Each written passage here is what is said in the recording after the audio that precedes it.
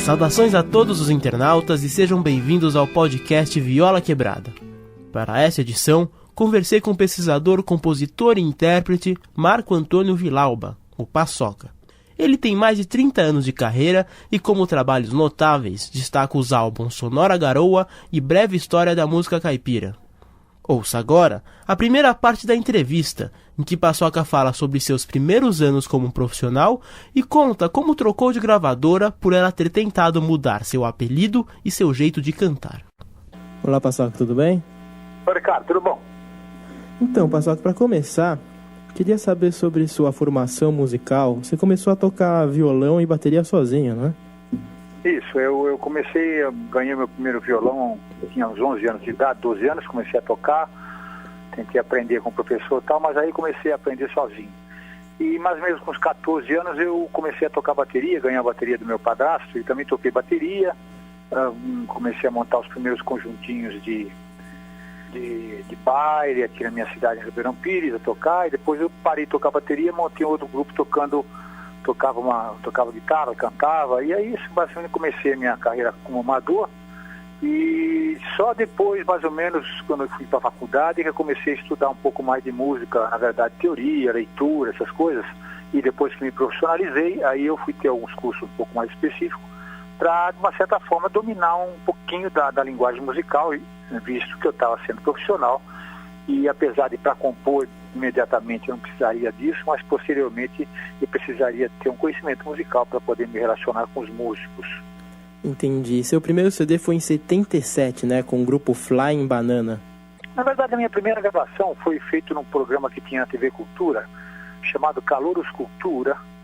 Então eu gravei ali com várias pessoas, inclusive tinha alguns companheiros, o Thomas Roth, Maria Marta. Eles começaram comigo nesse programa da TV Cultura. Ali eu gravei o primeiro fonograma, de fato, profissional, né? Isso foi feito em 72, me parece. Mas profissionalmente eu gravei com o Flying Banana, que é o grupo que eu formei na Faculdade de Arquitetura, em 75, em 76, foi sair só em 77. Era um vinil. Sobre o Flying Banana, quer dizer, é uma música um pouco diferente da que você faz hoje. É o que chamavam de rock rural, não é? Ela não era diferente, ela já continha coisas que eu faço hoje em dia. Por exemplo, o Curió era uma música em 3x4, enfim, ela tinha já algumas características falando da natureza, uma visão mais, entre aspas, rural do enfoque poético, mas tinha um apoio de baixo bateria, tinha algumas levadas um pouco mais, porque pela própria época, né? A década de 70 era a época do rock, tanto que eu bolei o nome de Flying Banana, para poder tentar entrar no mercado, porque o mercado que tinha para a música brasileira não era música brasileira assim diretamente, tinha que ter algum apelo pop.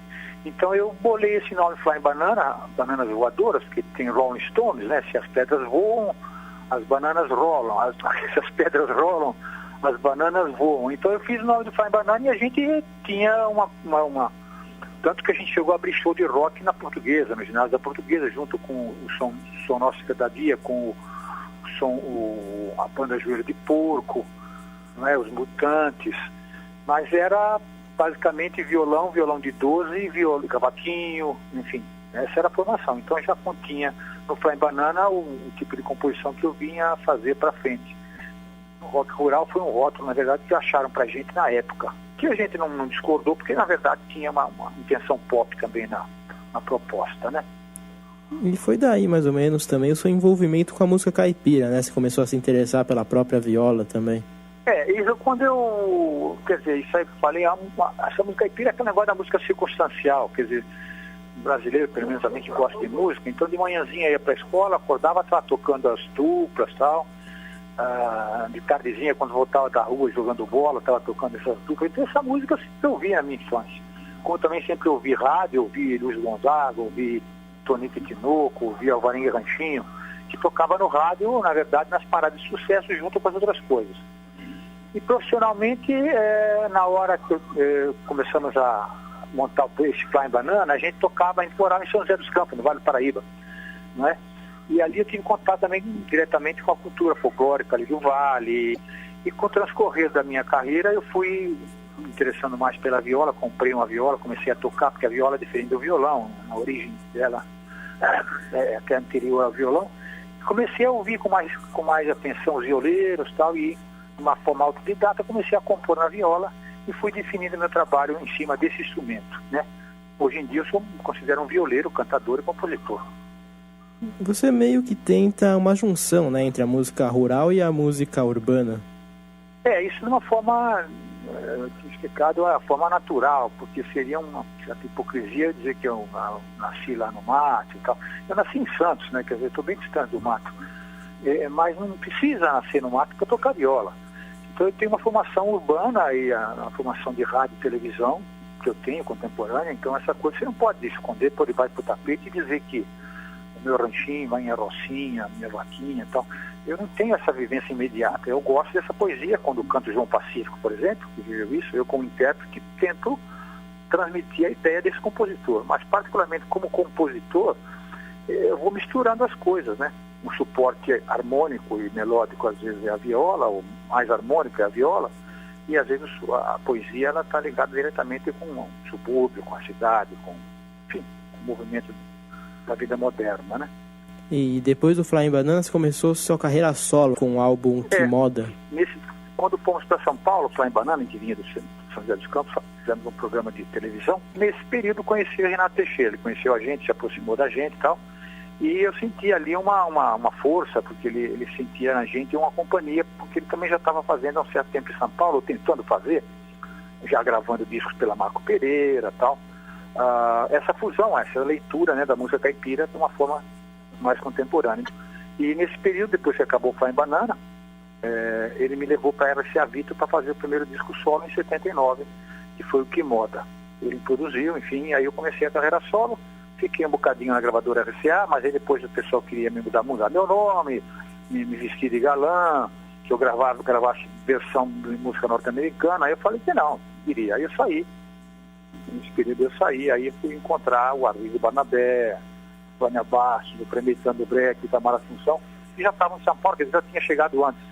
Como foi essa história mesmo? Você saiu da gravadora porque queriam mudar o seu apelido e o modo como você cantava, né? Queria paçoca, queria pôr um nome, queria me vestir de galã e tal. Aí eu falei, não, eu queria isso, né? Tô fora. E esse foi o primeiro disco que eles meteram a mão, fiz o disco que eu quis ali, achei legal. Mas também não aconteceu nada, quer dizer, eles não põem a mão, eles não investem. A hora que eles quiserem investir, eles queriam mudar o rótulo, mudar o produto. Eu falei, não, eu tô fora. Você é paçoca mesmo, é nome bem brasileiro, tupi-guarani, meio salgado, meio doce, então vamos embora. Aí eu fui fazendo minha carreira normal com esse nome, até hoje eu carrego um apelido, inclusive, que me veio de criança, né, na época do colégio e tal. Por causa da paçoquinha, me chamavam de paçoca, que chama bullying isso hoje em dia, né? E não chegaram a me tripudiar, não, é um apelido simpático. Eu adotei esse apelido e até hoje eu tenho grande orgulho desse apelido. E chegaram a pedir pra tirar seu bigode também, ou isso nunca pediram? Ah, sim, também, porque ficava com a aparência muito velho e tal. Pediram, aí o bigode eu não tirei, minha filha não tirei até hoje, daqui a pouco eu tiro, mas ainda não tá na hora.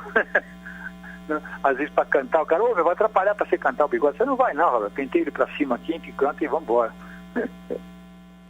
E no próximo bloco, Paçoca comenta o projeto Breve História da Música Caipira, que primeiro foi espetáculo e depois virou CD, funcionando como um verdadeiro convite ao gênero. Contará também sobre a música Sonora Garoa, que dá nome a um de seus álbuns e que por pouco não foi interpretada por Elis Regina. Ouça a seguir a canção Sonora Garoa.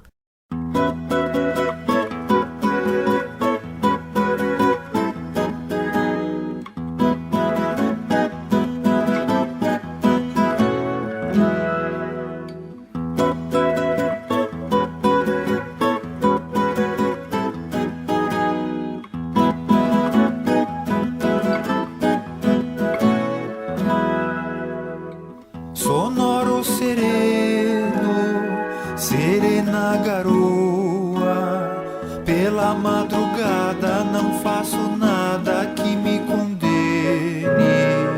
A sirene toca bem de manhãzinha, quebrando o silêncio, sonorizando a madrugada. Passa o automóvel na porta da fábrica, o Radinho grita com voz metálica uma canção. Sonora garoa, sereno de prata, sereno de lata, reflete o sol bem no caminhão.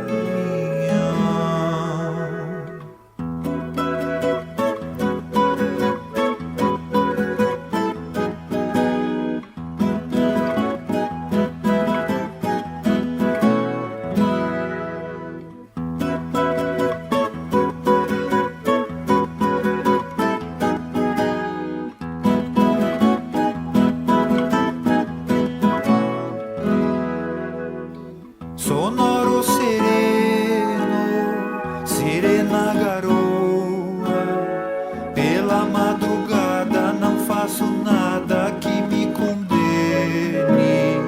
A sirene toca bem de manhãzinha, quebrando o silêncio, sonorizando a madrugada. Passa o na porta da fábrica, o radinho grita com voz metálica uma canção. Sonora garoa, sereno de prata, sereno de lata, reflete o sol